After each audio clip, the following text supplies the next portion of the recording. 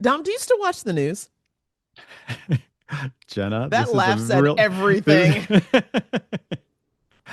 what well, I guess you know what news are you talking about, I guess. Are you talking about news from like dinner time news, like the old days of like ABC, the 6 o'clock news? Are you talking Oh, about cable yeah. news? Are you talking about, do I watch news online? Do I get it? Like, what do you mean?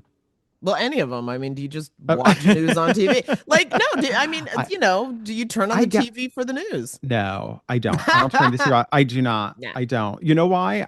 I honestly, when I especially broadcast news, I find it exhausting. It's always something breaking. Everything always feels so heavy, or it's super light. It depends. But to me, it's like either morning shows or like super light and whatever. And then evening news is so heavy. It's like breaking, breaking, breaking. I'm just exhausted from it. Yeah, yeah, I get it. Well, listen, I want to give your mind a break, so let's start the show. Hi, I'm Jenna. And I'm Dom. You know what's funny? Not long ago, we were both breaking news. Now we're Breaking unemployment records. exactly just like thousands of other journalists who've been laid off from newsrooms across the country. Yeah, and after the shock wore off, we kept asking ourselves, what the hell do we do now? And over many, many cups of coffee, And maybe a few drinks. we realized we had a unique opportunity here. Why not pull back the curtain on what's really happening in American media? Right? I mean, we've spent years in this industry seeing how stories get made or don't, and now we can actually talk about it. And trust me, there's a lot to talk about. From local news disappearing to social media reshaping journalism, we'll break it all down. And look, we're not here to lecture anybody. We just want to help make sense of the information that we're getting and maybe have some much needed fun along the way. So whether you're glued to the news, just trying to figure out what's real in your feed, or curious about the future of media, come hang with us. Welcome to Laid Off and Looking, a podcast where two journalists Are taking a critical look at American media.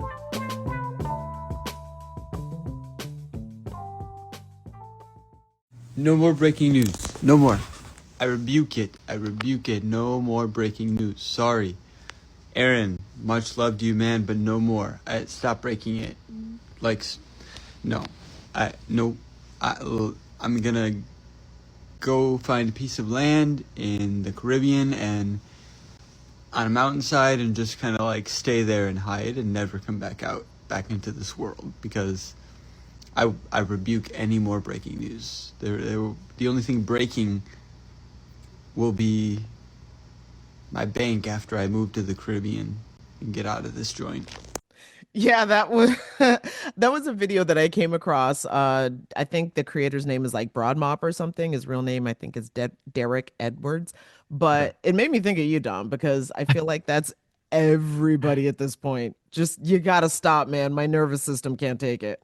It is. I mean, do you feel that way, Jenna? Do you feel overwhelmed by news? It's weird because, first of all, the whole concept of breaking news to me has Hmm. just become the boy who cried wolf. Like, I just ignore it at this point. Like, unless I see a news story starting that's actually a news story breaking. But usually it should be like, update to the story. I understand that's not going to grab your attention the No, same it's way, not.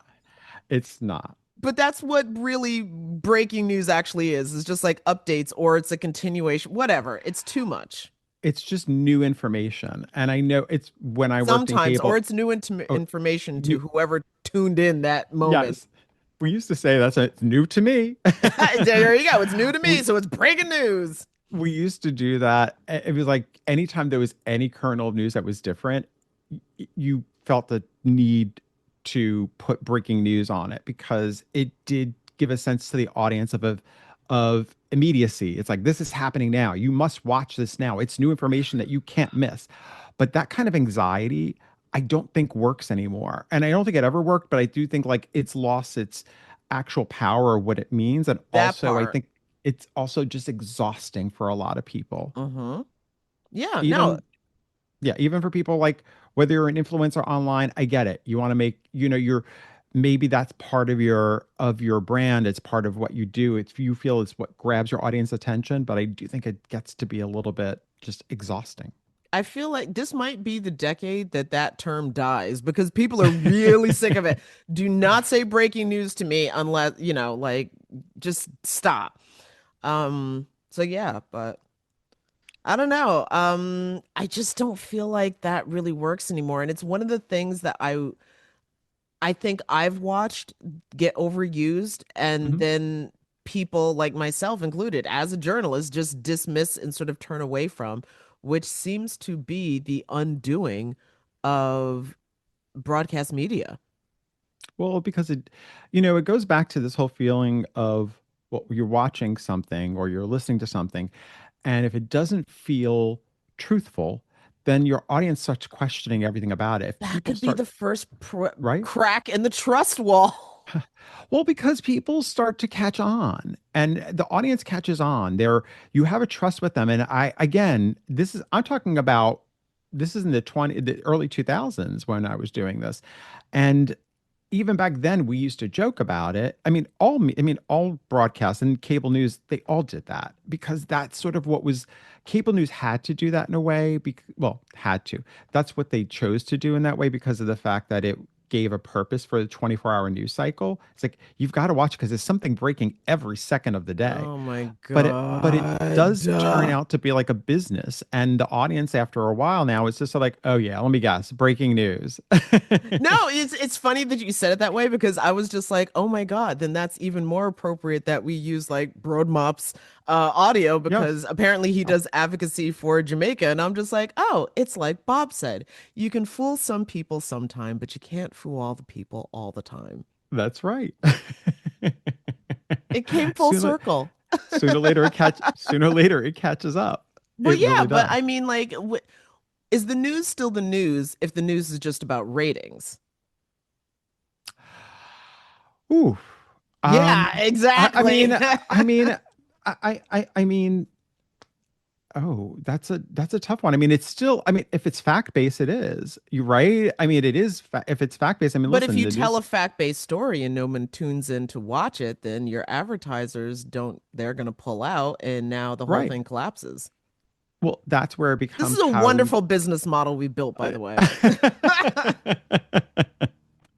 But it's true. What It's the hell like, are we doing?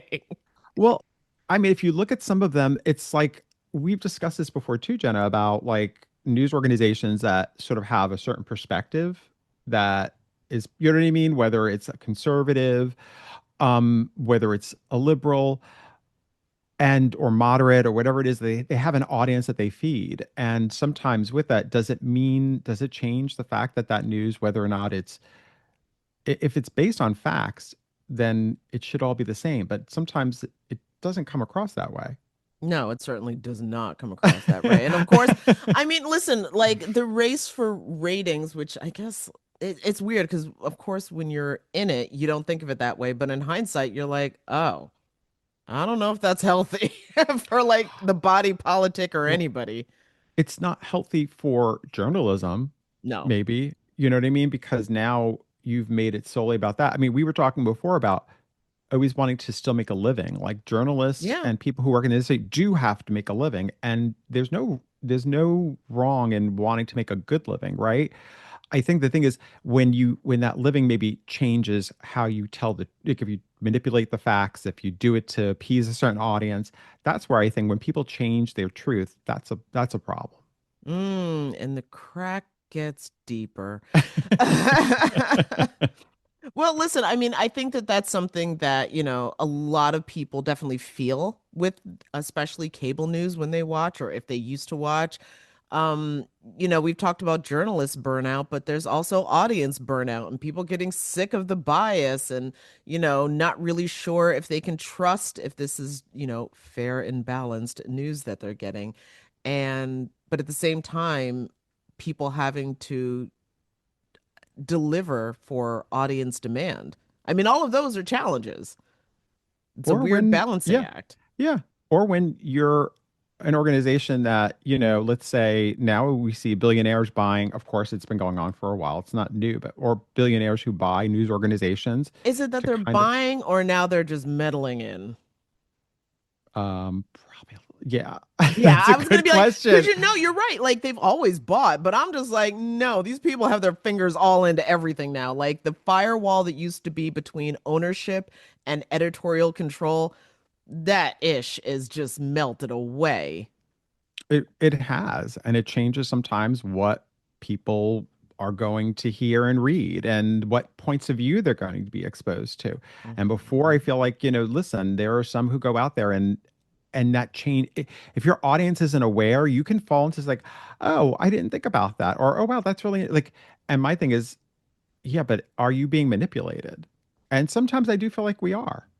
Yeah, exactly. Well, that's exactly the kind of questions that we had that made us want to get into this conversation with our next guest. So let's get to the interview.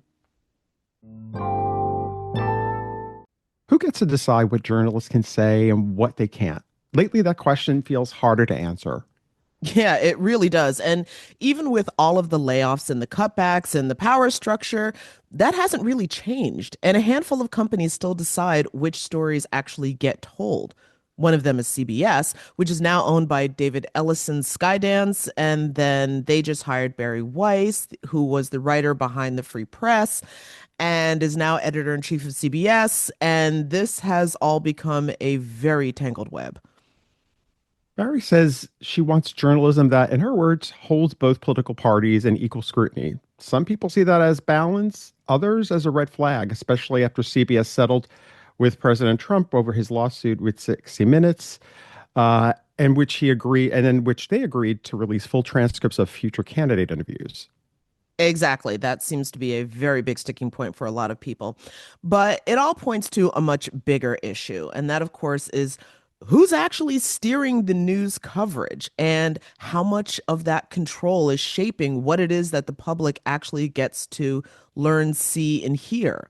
So, our guest today, Jennifer Schulze, is a journalist and media critic whose Substack, Indistinct Chatter, takes a sharp look at the state of the media and how it's changing. So, Jennifer, welcome to our podcast. Thank you. Happy to be here. Absolutely. So, first off, I just want to start with the, one of the things that people might not necessarily know when it comes to working in journalism is that there can be, depending on which media shop you're working with, a culture of fear within the newsroom. Um, can you sort of talk about how there are things, but there also aren't things that a lot of journalists feel as though they can talk about? Well, that's a really interesting question. And I think it's changed dramatically since Donald Trump came on the scene. I think that traditional newsrooms have traditionally been a place where you could have a robust discussion about the news of the day, your community, and things like that. I don't think that is true so much anymore. I think there is a great deal of fear in many of the more traditional newscasts, particularly the national ones. Um, I think, for example, we see now CBS. There are reports that in the morning meeting, the the journalists that are on, I think it's a call, not an actual in-person meeting anymore, are are suddenly echoing some of the political points that the new boss has, which they didn't used to do. And that's just another way of, I may not believe this, but I know this is the lane you want us to go down. So I'm going to be a part of that. Um, but here's the good news. There's a lot of really great media out there. It just Hmm. doesn't happen to be necessarily owned by the big companies anymore, right? Like Mother Jones, ProPublica, the New Republic. Those journalists, I'm confident, are having fact-based, robust conversations about things in and out of their newsrooms, and you see it in their daily coverage. Cool, cool. Well, I mean, listen, keeping your job as a journalist has suddenly become a different kind of very real priority. I'm Jennifer. I'm curious. Like when we talk about when people, if you're a journalist or you're working at a company now, you're just kind of trying to go along with your boss, what the boss says. What's the concern of what that means in terms of the news that people are actually getting? I mean, is there a difference in terms of can you really trust it as much if people are now saying that, I'm trying to go along with whatever the company, this is the new word. This is what I'm trying to go along with what my boss, what they want to hear. Does that change what Should people feel secure in the news that they're getting from those same organizations? Well, yes and no. I mean, again, since Trump came on the scene, we've seen an interesting pulling back, if you will, of, actual facts, right? It took the New York Times 3 years, I think the reporting is, to use the word liar for Donald Trump, That was a huge while debate. Hmm. right? While the Washington Post was aggressively, actively documenting all of the lies he told on a daily basis. And at the end of his first term, published this gigantic thing about how many lies he told in 4 years and liberally used the word lie. The Washington Post isn't really doing that anymore because they have, a different point of view these days. Um, you know what? I think the news is mostly trustworthy. What I worry about, it's kind of like the stuff on the edges, the shading, the wording, like you look at the headlines in the New York Times. Could they be more direct? Yes, they could. Are they intentionally softening them to be less combative towards Trump? I think they are. Does that mean the story itself is wrong or has mistakes? It may be framed in a way that is probably a little more gentle towards Trump, and a lot of times it is. I think, though, the bulk of the reporting is typically very reliable. And so that's an interesting juggling act that we as consumers have to think about.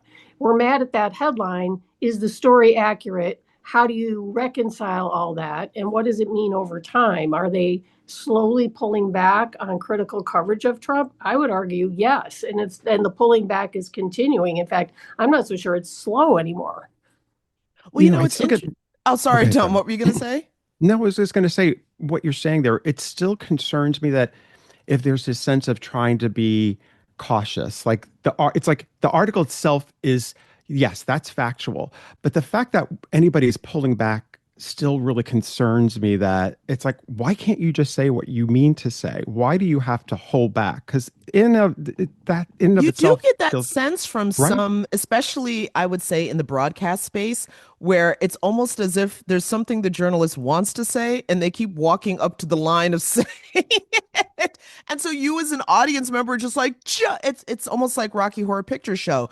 Just say it. And it's Yeah, bizarre. but these I've talked about this a lot through the years, especially as it relates to broadcasting. That's mostly my background is in broadcasting. Hmm. And people are desperate to hold on to their jobs. Mhm. And they see that their owners are writing checks to Donald Trump to help pay for his ballroom, or they're going to meetings with him, or they're writing him big checks to settle a lawsuit that really they shouldn't have written that check for that. And so, if you're some 28-year-old Capitol Hill reporter, are you really going to stand in front of the camera and say something, really direct, or are you going to be a little bit more hesitant because I need this job. And if I become the story, and also if the mob comes after me, which happens frequently, right? Hmm. You want to be Mhm. that 28-year-old and MAGA's coming after you and doxing you and threatening your life. I mean, I think reporters are juggling a lot of things. I mean, there are some though that aren't worried about that. And I think it depends who you work for and also what your personal situation is. Some people are just a little bit more vulnerable.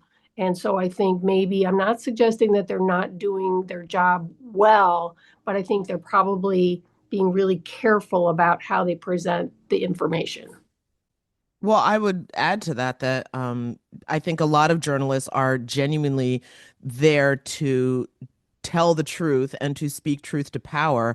But yeah, you're right. Are doing it.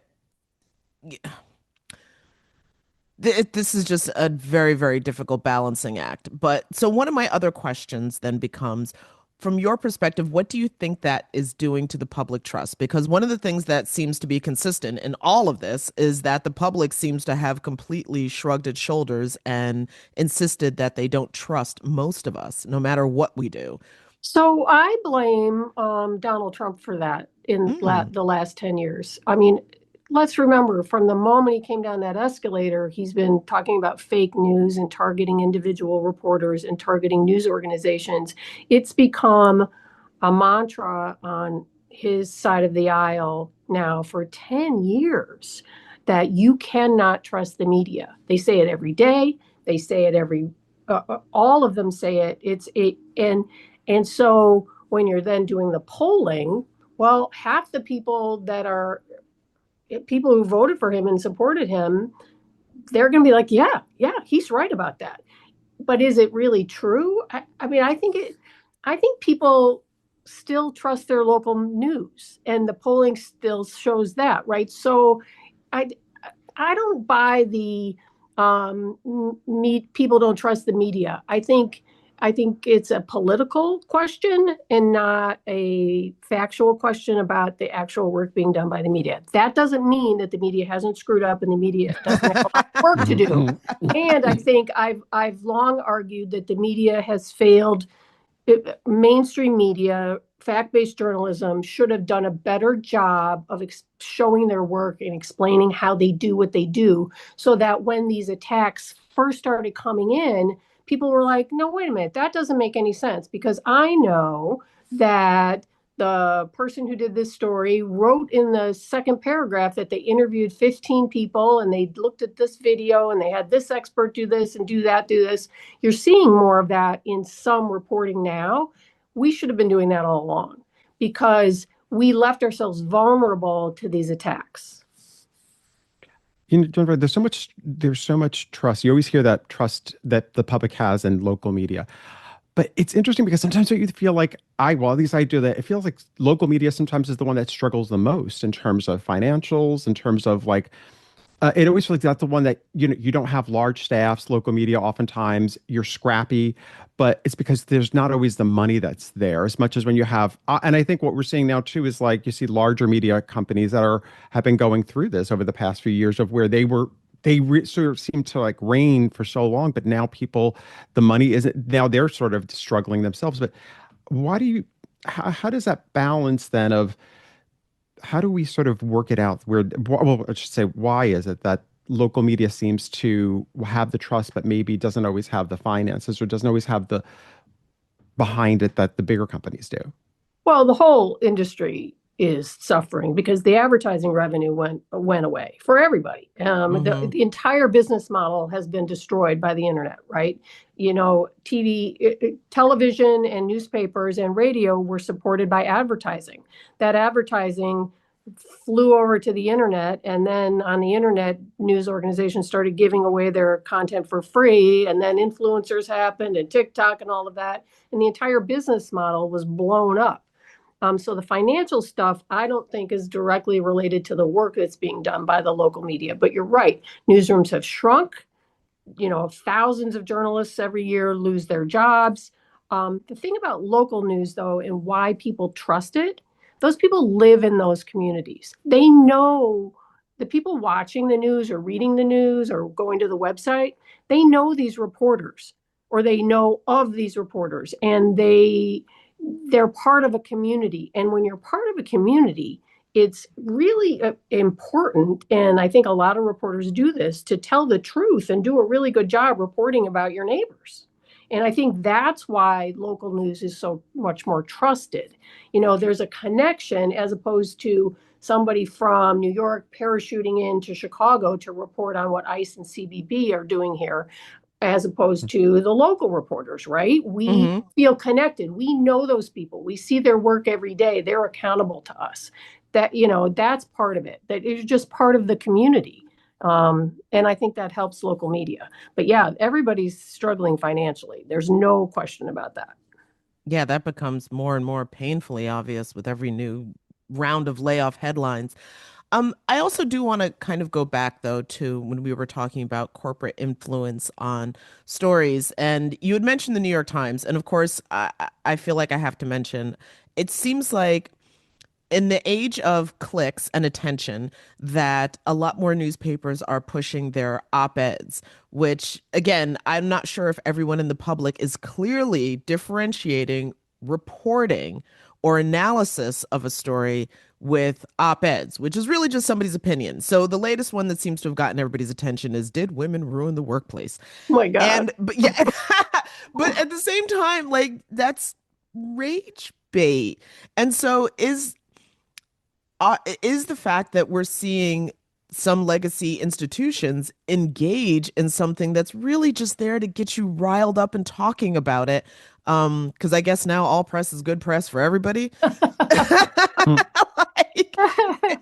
how much is that doing damage to the brand? Yes, it is. But here's the interesting thing, and I think this is what's at play with CBS. CBS was bought by a company that decided it was going to go right wing, and then they installed a right wing head of CBS, as if, adding some of these clickbaity kind of stories with a right wing twist is going to suddenly change years of viewing habits for CBS, and bring over Fox viewers to CBS. That is not, no. And the New York Times, I think, has this this right wing op-ed fixation. It's almost like they're trolling the rest of us. It's like, it feels like that. it's like, what else could we talk about that will make all of you mad? And you know what? There probably is a bit of this in the business decision about that, because like the thing you referenced, Jenna, that op-ed about, did women ruin the workplace? Sorry, I can't believe somebody hit publish on that. That flew around the internet and probably got them a lot of traffic. And if you're the person sitting in that office of the New York Times, you're like, yeah, look exactly. At us go. You did your job. Look at us go. Yeah. And, but I think it's twofold. I think it's to get more clicks for sure, but it's also to say, look at where we are. We're right in the middle. So we're going to have some people on the left have something to say, and some people on the right have something to say.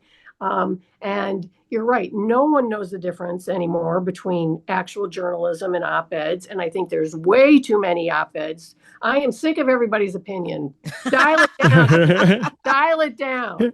You heard it here, folks. Jennifer Schulze and Eminem. Well, I just think we should have more fact-based journalism. But remember, fact-based journalism is more expensive to produce. It's really easy for somebody to sit at their computer, because I do it, and say, this is what I think about this. It doesn't cost a whole lot to produce content like that, right? That's one of the reasons we've seen so much more of it. Going back to what you were saying about CBS, like there's this whole, when they were talking about wanting to be more balanced in terms of how they approach both political parties. Do you think they're sending out a signal there, this whole kind of like, we're now going to be fair, as if they weren't fair before, and now they are fair in terms of how they're covering stories and how they're covering politics? Yes, they've said that. They've said we weren't doing the job we should have been doing. We're going to do it better. But their better is less fact checking, both sidesing things, and lots of opinion. And it isn't going to work for CBS. It is, it has the audience it has because of the fact-based journalism they've been doing for all these years.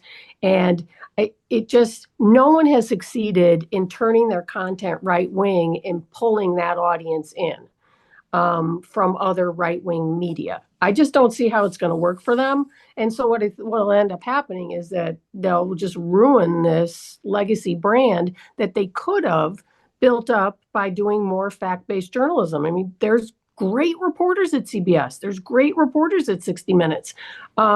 They should just be building that up instead of making it all political to appease new owners and Donald Trump and all of that.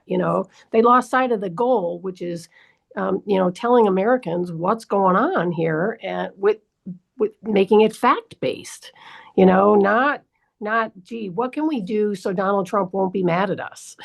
I just don't, that doesn't seem like that seems to me that's what they're doing, and I just can't get over it.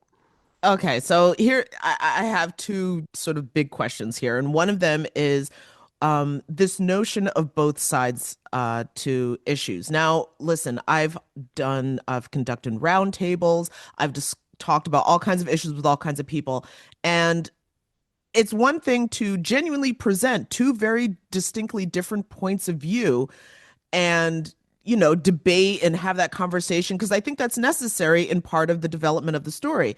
But again, when it comes to ratings and clickbait and rage bait and all that other stuff, we're seeing more and more, especially in the broadcasting space, where sometimes somebody who has a different point of view is just demonstrably incorrect. Like if we were talking about, I don't know, the whether or not the earth was flat, which I never thought would be a debatable topic, but apparently it is now. And so you literally like, was Copernicus right? That would be like the headline of the show. And somebody was like, no, I think the earth is flat. And to have them to platform this individual as if this is a valid point of view. You could have somebody on who's like, yeah, I understand there are people who believe this, but maybe like, here's why they're pushing back against the understood or the accepted belief in science. But to simply just platform somebody who's going to sit there on camera and say, no, the earth is flat and that's what I think. And I think all of you are wrong and you're brainwashed sheeple and blah, blah, blah, blah. This can't be good for anyone. No, and more news outlets are doing it. Like look at CNN every night. They intentionally have people on who say things that are not true. Now they get fact checked, but I would argue, why would you platform a liar? I would also say that there are not two sides to a lie, and to treat anything as if it's equal in that respect is not doing journalism. It's doing something else. It's maybe making sure everybody's not mad at you or one side's not. I don't know why that's happening. It's cowardly and it's not correct. But you're right. If there is an issue, for example, let's take vaccines, which has been in the news for Oh months, boy. right? Oh boy. But have people on to say, there's some people who think this, and this is where that comes from. Which actually I would love to hear. Yeah, and here's how that happened, and here's why that's not right. But not to say have this person vaccines are bad, and as if it's equal with the doctors who have studied it and the medical institutions that have studied it for a jillion years. But that keeps happening, and it's just not right. It's not right, and I think it's confusing to Americans. And we like, listen, Jen and I work together. We used to do roundtables all the time. And one thing that was really important whenever we booked a guest were we'd say to ourselves, is the point that they're making, does it make sense? Like, is it somebody that's reasonable that we can talk to, even if we disagree with them? And I think it's important. There's a very clear distinction between somebody who you disagree with, makes valid points, versus somebody who just is going completely coming out of the facts don't matter. They could just say whatever they want because, cable TV kind of made that the norm where you wanted to see good television. You wanted to see people yelling. You wanted to see like that was the thing. Oh yeah, give me some. It's like give me a good space where people are just screaming at one another, and it's kind of like that's all that mattered. And then you're like, oh well, in the end, you never really got to the end point of like, what was the point of this debate? And I feel like that's something that unfortunately, it's with a lot of journalism. I mean, a lot of what we see sometimes on broadcast, that's become kind of like we've been dealing with that for years. It's not about for years. Yeah. And that sort of shifts how people then look at journalism online too. There's a channel that called Jubilee TV where they do these. Do you know that? Like they do. Yes. But I mean, now some people think that's journalism. There's a generation that's growing. There's a because they're out there talking about topics, and I think that's the thing. It's like, what are we actually passing on? Jubilee TV, basically, for people who don't know, is where they'll have like, let's say, one person who's a conservative or somebody who's a liberal, and they'll face off against 25 people from the opposite side of the aisle from them, and it gets great clicks. I mean, and that's really what it comes down to a lot of nowadays. People say crazy stuff. But that's why when we're going back to New York Times, it's like, isn't that what it's about the clicks nowadays? And whether it's opinion pieces, I mean, but going back to this though, how does it affect the people who work there? I'm so curious because I know, Oh, like, for the people who work, whether it's at CBS News, I'm very curious about how that impacts the people who work there who see the change happening and kind of don't really know what to do about it. you could Well, also say worked, as a lot of people just got laid off. right. I think Mhm. a lot of the people who can frequently leave and go to more serious journalism outlets. That's why you see a lot of folks migrating, if you will, to ProPublica and other news outlets like that. But there aren't that many journalism jobs out there. Mm-hmm. So the other thing that we all see happening is that people are going out on their own, right? And so Mhm. people have their own podcasts, people have their own video podcasts, they have their own Substacks, and that is a definitely, I think, a result of not feeling comfortable with what has happened to the place you worked at. Also, you were probably a victim of a layoff, but I mean, so that's a really interesting development, and I think it's positive. I do think all of the independent stuff, though, it's almost now like there's too much of it, and so how do you wade through that? And I do think curating information is what news organizations have done in the past. They've helped us understand what's important, right? This is what we're spending our time on because we think it's important for you to know about this. And when you have so many independent outlets out here plus social media, I think people get kind of confused about not just who to trust, but also, what should I be paying attention to, and how news organizations were great at curating.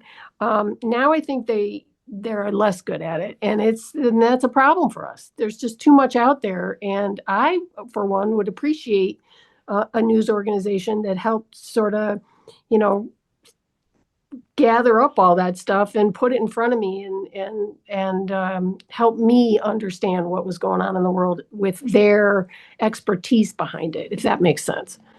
Well, isn't that the allure of the newsletter? Is I keep seeing when people advertise them, they're always saying, "We'll condense all the news of the day for you into like this one thing that you can read." Because of course, I understand engaging with the media news cycle as it's always been, but especially now, it weighs on everybody. Um, so I get people's just like, I can't. Right. So where do I go for my news? What do I want to know about? Who has that information and can present it to me when I want it? Which is, a big change in the news media. It's not like 5 o'clock, be there or you're going to miss it. You have to meet people where they are. But how do you do that in a way that it's credible and it's easy to digest, and it breaks through the clutter, because there's a lot of clutter out there, and some of that clutter is intentional. People and politicians want us to be confused. Well, yes, it Mhm. that definitely helps. Um, I also wanted to go back to when you were mentioning what was I going to say? The viewing habits of people who, maybe you were already watching Fox News and would you actually switch over to CBS and etc. Those are viewing habits of a very certain age demographic. It just is. And at the same time, we're also seeing patterns where younger and younger demographics, like whether any of us like it or not, they are going to social media and mostly TikTok to get their news. So when it comes to meeting your audience where they are, how much of this needs to be, I guess, reimagined and how we as journalists show up with the work that we've done, with the reporting that we've done, with the content that we create. Because people just aren't digesting information through the same outlets that they used to. Well, I think there's a couple of issues there. And one is who controls these social media outlets and then decides on the algorithm, right? And that is, what are they putting in front of us? So True. you may be a mainstream news organization over here, and you decided that you're going to take your coverage and you're going to do TikTok videos and you're going to do Instagram posts and you're going to do live YouTube and you're going to do all those things. But if somebody like Elon Musk is running Twitter, which he is, or Mark Zuckerberg owns Facebook, which he does, and they decide which content they want to feature and which content they don't. That is, I don't know how you navigate that, but I do think news organizations have been very nimble lately. I think they weren't, it took a while to get there, I but was gonna say slow on the uptake, but getting to the but I nimble. think now you see more and more TikToks from reporters, and they're good and they're easy to understand. And I run them by, my kids are in their 20s, so I'm always like, okay, what do you guys think about this? Or what are you watching? And where are you getting your information? And they like the ones that are quick edits with graphics and explain a story. And they like that, like, something comes from a credible news organization. They feel more confident that, it's not some Yahoo making something up on the internet. So, but it's complicated. And the algorithm thing, you could do all the TikToks in the world on credible news organization. And, I mean, if the Ellisons are going to own TikTok pretty soon, and they want to keep Donald Trump happy, what are they going to do with all that news content? They're going to push it down. That's always, but that isn't that the problem? I mean, how if that gets pushed down, you could be putting out the best content, Mm-hmm. yet nobody's paying attention to it because of the Yes. fact. And I mean, but also, what about for the independent journalists who are out there though, who are part of this world, trying to create this new content? You're having more and more people trying to, because like I said, they've been laid off. Maybe they don't want to, Mm-hmm. maybe they don't agree with the direction their companies are going in. Mm-hmm. Maybe they're tired of working for a company where they feel Mm-hmm. like they haven't been able to use their own voice. How do they approach, what is the best way in terms of the authenticity of these new independent journalists approaching social media? How what do you think about in terms of what's the best way for them to approach social media? Well, it's interesting to me because I think a lot of the newly independent folks are doing it different ways. And Yeah. I think you're kind of in. I'm not. I think they're throwing stuff up against the wall and seeing what sticks, and where do they get a lot of their, where do they see success? I mean, I know of one news outlet that leans heavily into live video podcasts and streams those across every single social media platform. But they do stream it on LinkedIn, they stream it on Instagram, they stream it on Facebook. They're just trying to hit people wherever they can. And depending on the time of day or who the guest is, they have varying degrees of success. So I think it's a work in progress.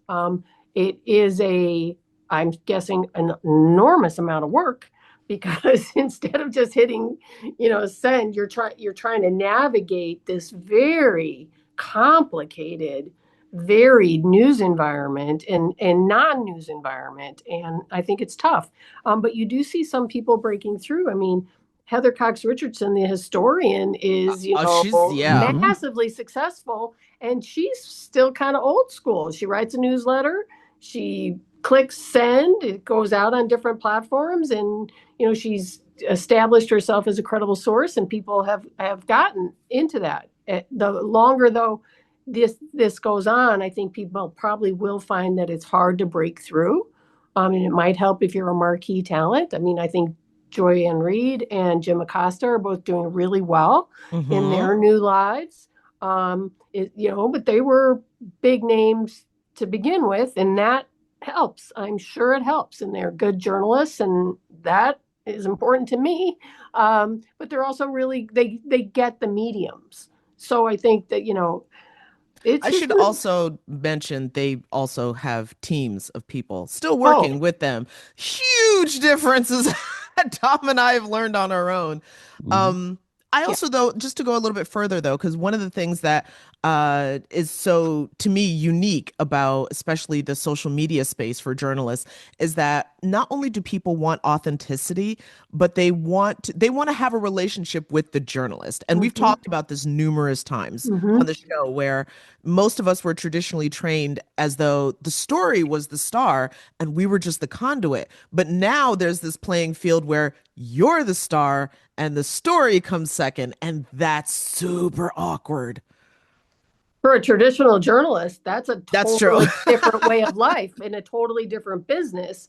And you're right. I suppose if you were a television news anchor, I know I worked with many here in Chicago, and they were used to the public, to interacting with the public, and the public, you walk down the street with one of them and everybody knows who they are, and they're used to that. But for everybody else, that's a whole new way of thinking. You're absolutely right, Jenny. You were not the story. Not even you were not even seen. You were not part, right? It was Mm-hmm. out there and nobody even knew that you had a role in it. But now People glaze past your you're byline.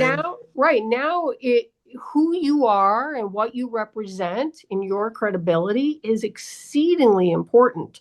And I'm okay with that. I mean, but show your work, tell people who you are, be honest about what your priors are. And, if you're doing opinion, tell people you're doing opinion. But I mean, the confusion about news versus opinion, I think we could pretty much assume everybody that's doing stuff on Substack or a lot of these video podcasts, there is a big part of opinion in that, mixed in with journalism. But I think a lot of them are very clear about, okay, I researched this and we talked to this person and we got this. So as long as you show your work, I think people will really appreciate that, and it helps build your credibility. Cool. What about the issue of like paywalls? That seems like that was exactly. I mean, it's interesting because go ahead. No, I mean, I just think paywalls turned out to be kind of a disaster. And I get that journalism costs money, but that's part of that whole business model problem, right? I'm not sure paywalls were the answer, and I think the free media that got out there way ahead of free media on the right wing got ahead of that pretty fast, and they became easily accessible and free and started setting the narrative. And over here, you've got the New York Times, the Atlantic, different places where you'd come up against a paywall, so you could never read the story. That's not an even playing field. And the consumer has said no to paywalls. They've been absolutely adamant about it. But what they haven't said, they're happy to pay for news in some cases. Like we have an NPR station here, which, as you know, NPR lost, the public radio stations lost their federal funding. They just had a wildly successful fundraising effort to fill the gap left over by the Trump pulling that funding. So that's a sign. It may not be a huge sign, but it's a small sign that people are willing to help. But that's not a paywall. That's like donating to nonprofit news.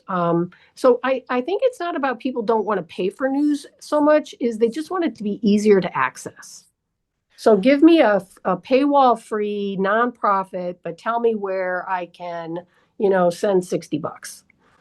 I think is seeming to be kind of workable. Well, let me ask this then, given everything you just said, because a decent number of our listeners are journalism students, and I gotta ask, I mean, gone are the days of like the marquee names with the huge salaries and all this stuff. Is this a sustainable career choice? And in the occasions when I've been asked to talk to journalism students, I now wonder, should I also be suggesting to have maybe some other career options on the back burner, because this is getting real rocky? And how do you build a life within a career that is so volatile? And I've thought about this a lot. I used to teach here in Chicago, teach journalism students. And I've thought about a lot, whether I would recommend people go into journalism, study journalism, and what advice I would give them about having a life where you could pay your bills. And I think it's a tough call, because it's, some people are drawn to journalism because they love to tell stories and they're curious. That's why I got into it. Same here. I'm curious and I want to, get to the bottom of stuff. Other people don't go into it for that, and that's okay, I guess. But, is it a sustainable career? I don't know. I mean, I I mean, people are making a living at it, but like you said, the ones that are doing really well, they've got big teams and they've got some funding, and just starting out on your own and hoping you're going to, make some money from ads on TikTok. I don't know. And if you go to work for some local news organization, what kind of job security is there for you? It's a very tough call. That said, I think just the employment situation generally in the country is also tough, That's Mhm. true. tough for younger people, especially going into any career, right? There's no sure thing right now. I think things are a little bit shaky on a lot of fronts. But I mean, I hope young people still want to go to journalism. I hope lots of people from different parts of the country and the society will consider it as a career. I don't want it to just be, folks from wealthy families who are subsidized by their parents to have these low-paying jobs. I mean, we need a wide variety of people in the field. And I don't know. I'm a little worried about it. Yeah, no, that's definitely a thing that I also think about. Uh yeah, because it feels like I don't want to say the glory days are behind us, but this is going to be a lot more challenging, at least in the immediate future. So, considering that it used to be a really sweet gig to have, what was it that drew you to want to become a journalist? Well, that's really interesting.